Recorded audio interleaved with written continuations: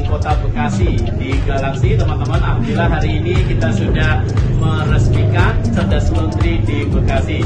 Dan teman-teman, alhamdulillah sampai dengan hari ini tanggal 20 berapa Pak? 23 Januari 2021 kita sudah menerima pengajuan 629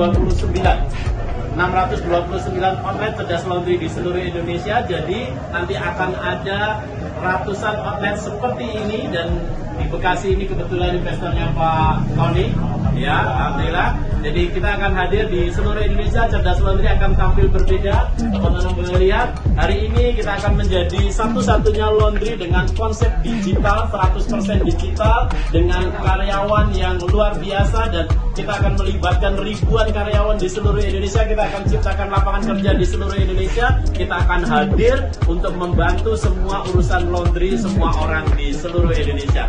So, terima kasih buat Bapak Ibu semua yang sudah mempercayakan kepada Cerdas Laundry untuk menjadi pelanggan ataupun menjadi investor franchise dari Cerdas Laundry.